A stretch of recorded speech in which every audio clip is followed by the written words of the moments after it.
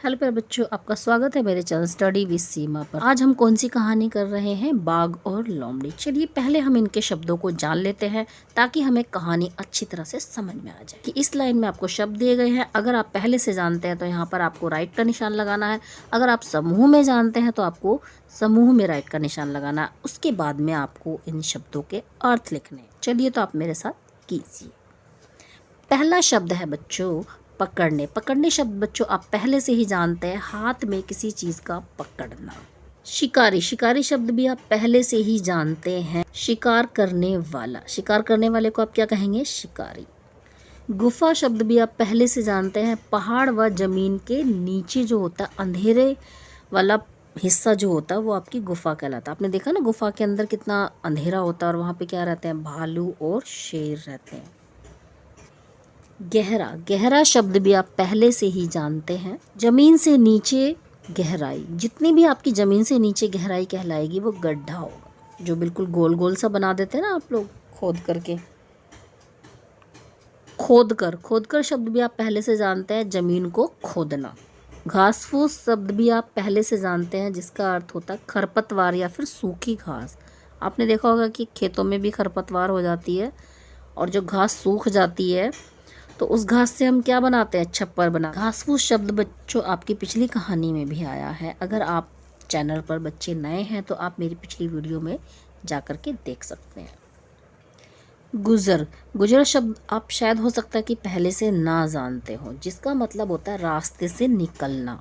जिस रास्ते से आप निकलते हैं उसी रास्ते से कोई और निकल रहा होता है तो उसे हम कहते हैं कि राह से गुजर रहा है। मुसीबत। मुसीबत शब्द आप पहले से ही जानते हैं, जिसका अर्थ होता है संकट या कोई विपत्ति। ये भी मेरे ख्याल से पिछली कहानी में आया है ना, रिपीट हुआ है ना इसमें। उपाय। उपाय शब्द भी आप अच्छी तरह से जानते हैं, सुझाव। गहरी नींद। गहरी नींद भी बच्चों को अच्छी तरह से पता है, आरामदायक नींद या फिर सुकून की नींद, जिसमें से बिल्कुल भी आपको कोई उठाता नहीं है। सिरा।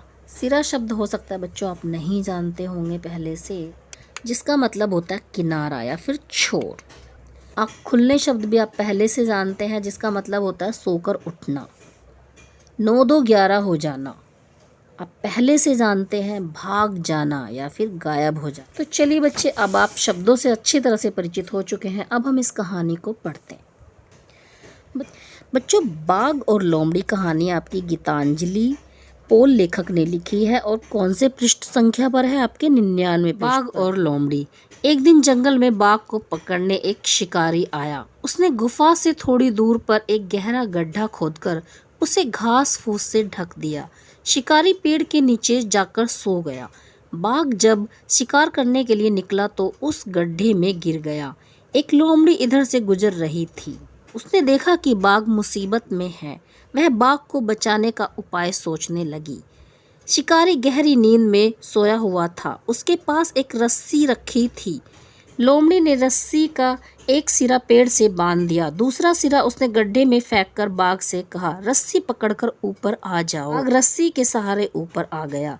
शिकारी की आंख खुलने से पहले ही दोनों वहां से 9-2-11 हो गए। देखा बच्चों आपने, लोमड़ी कितनी चालाक थी। उसने अपनी सूझबूझ से क्या किया? इस कहानी में बाघ को बचा लिया।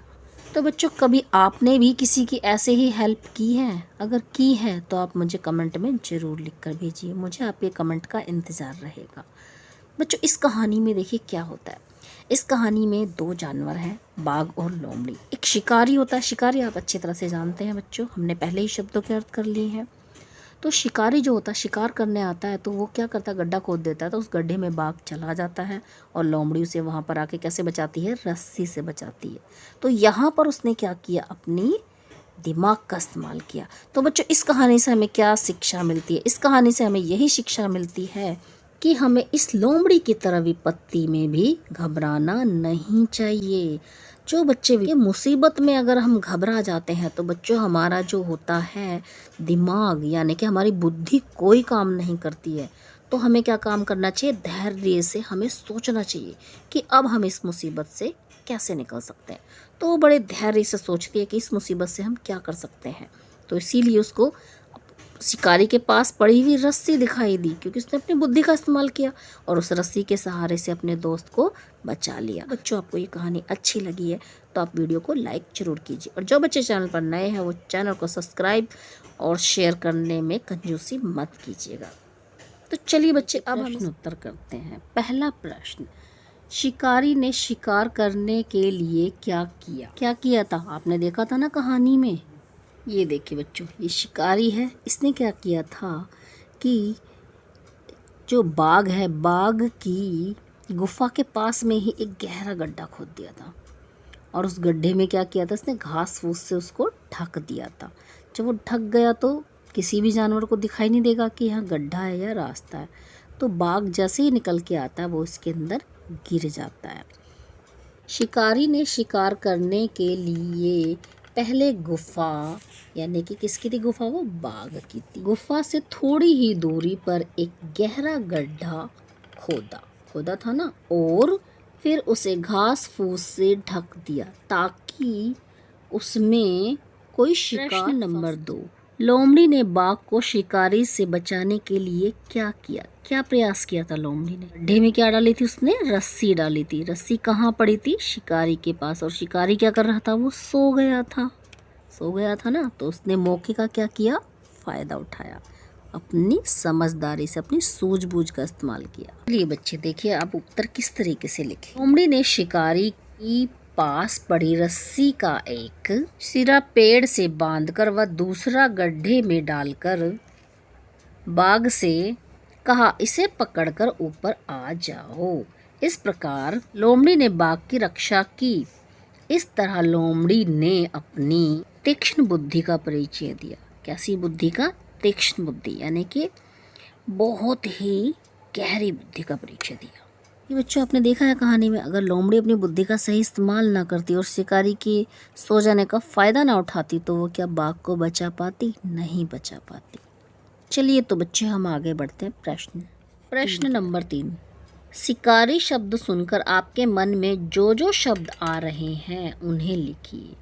आपने जैसे ही शिकारी शब्द सुना तो बच्चों जो भी आपकी आंखों के सामने एक दृश्य बन चुका है, उस दृश्य में क्या क्या वस्तु है या क्या क्या सामान है वो यहाँ पे आपको लिखना है। क्योंकि अगर वो किसी पक्षी को पकड़े तो पिंजरे में बंद कर ले, और किसी जानवर को पकड़े तो वो रस्से से बांध दे। तो इस प्रकार उनके पास बहुत सारी चीज़ें होती हैं, और हमारी आंखों के सामने क्या आता है? एक बहुत बड़ा जंगल का दृश्य भी आता है, उसमें पेड़ भी होते हैं, पौधे भी होते हैं। तो चलिए हमने यहाँ पे कुछ, आप देखिए सबसे पहले आप देखिए शिकारी के पास क्या होता है? जाल होता है, कपड़ा भी होता है। वो कपड़ा किस लिए रखता है? ताकि वो अपने पसीने पोंछ सके, और अगर उसको नींद आए तो वो बिछा करके सो जाए। भाला रखता है वो, ताकि किसी भी जानवर से अपने आप की सुरक्षा कर सके। और खुरपा भी रखता है। खुरपा वो मिट्टी खोदने के लिए रखता है। जैसे उसने गड्ढा खोदा था इस कहानी में, तो किससे खोदा होगा? खुरपे से ही खोदा होगा। तलवार भी रखता है, कैंची भी रखते हैं शिकारी। कैंची इसलिए रखते हैं, रस्सी काटनी पड़ती है, तो क्या तलवार या कैंची का सहारा लेंगे। धनुष बाण भी रखते हैं वो, क्योंकि पेड़ पे जब बहुत दूर पक्षी बैठे रहते हैं तो वो क्या करते हैं शिकारी? धनुष का इस्तेमाल करते हैं और बाण का। आजकल शिकारी क्या यूज़ करते हैं? दूरबीन। अब पुराना ज़माना तो रहा नहीं, अब तो नया ज़माना है, तो आजकल शिकारी दूरबीन का इस्तेमाल करते हैं। रस्सा भी इस्तेमाल करते हैं, और क्या करते हैं? उन्हें ललचाने के लिए दाना और मांस का। अगर पक्षी है तो दाना डालेंगे, और अगर शेर या बाघ जैसे हैं तो उनके लिए क्या? मांस बांध के डाल देंगे कहीं पर, और ताकि वो लालच से उनके जाल में फंस जाएं।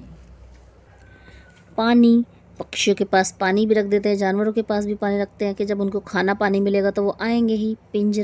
पिंजरे में जानवर जो खतरनाक होते हैं और पक्षी होते हैं उनको बंद कर लेते हैं। जंगल, जैसे ही हम शिकारी शब्द सुनेंगे हमारे सामने एक बहुत बड़ा घना जंगल आ जाएगा जिसमें बहुत सारे पेड़ पौधे होते हैं। और बगीचा, आपने देखा होगा कि जंगलों में आसपास बगीचे बने रहते हैं। पक्षी आपने देखे होंगे, जैसे तोता, चिड़िया, जानवर, हिरन, बंदर, और शिकारी या फिर बहेलिया। शिकारी को हम बहेलिया भी कहते हैं। तो बच्चों ये कुछ चीज़ें हैं, जैसे ही हमारे दिमाग में शिकारी शब्द आता है तो हमारे सामने इतने सारे नामों की लिस्ट आ जाती है। हो सकता है बच्चों आपके सामने कुछ और लिस्ट आ रही होगी, आप उसमें ये भी ऐड कर सकते हैं। तो चलिए हम बढ़ते हैं बच्चे प्रश्न नंबर 4। रस्सी किन किन कामों के लिए इस्तेमाल की जाती है? भाई शिकारी ने तो रस्सी यहाँ पे क्या किया था, शिकार करने के लिए। अगर हमारे पास रस्सी हुई तो हम क्या क्या इस्तेमाल कर सकते हैं, वो सब हमें लिखना है। देखिए हमारे पास रस्सी होती है तो हम उस पर क्या करते हैं, कपड़े सुखाने के लिए। बच्चे आपके पास अगर रस्सी है तो आप क्या करोगे, उससे खेलोगे रस्सा बना करके। बोझा ढोने के लिए, अगर किसी बड़े इंसान के पास होगी तो वो उससे बोझा भी ढो लेगा। निर्माण आदि कार्य के लिए मजदूरों के पास क्या होता तो वो क्या करते हैं, निर्माण आदि कार्य में ये रास्ता यूज करते हैं। और कुछ बच्चे क्या करते हैं, पहाड़ों पर चढ़ने के लिए। पहाड़ों पर आपने देखा है ना बच्चों, पहाड़ों पर चढ़ने के लिए भी हमें रस्से का ही इस्तेमाल करना पड़ता है। सामान बांधने के लिए, आपने देखा होगा कि घरेलू सामान जब हम कभी भी घर शिफ्ट करते हैं तो हम बहुत बड़े बड़े रस्सों में बांध देते हैं ना।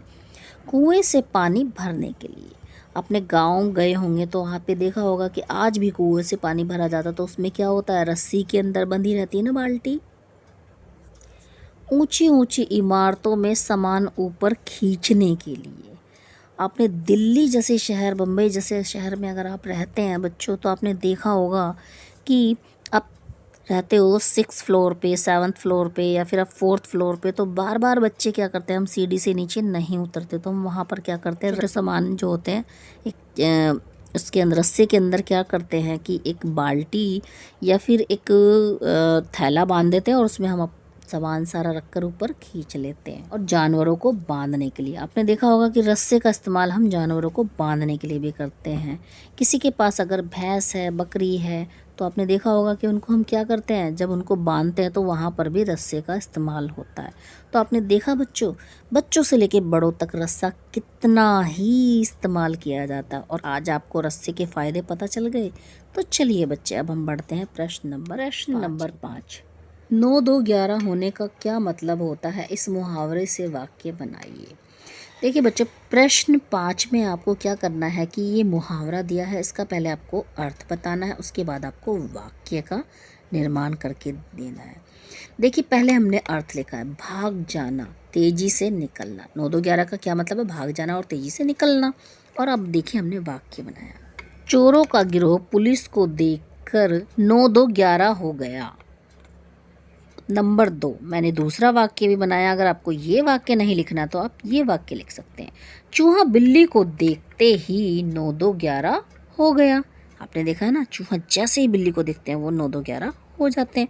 जैसे कि आप हैं, आपने देखा ना कि आप ग्राउंड में खेल रहे हैं लंच टाइम में और जैसे ही टीचर आई आप 9 2 11 हो गए। तो आप भी इस वाक्य को लिखने का प्रयास कीजिए। तो मिलते हैं बच्चे फिर से एक नई कहानी में। थैंक यू बच्चों।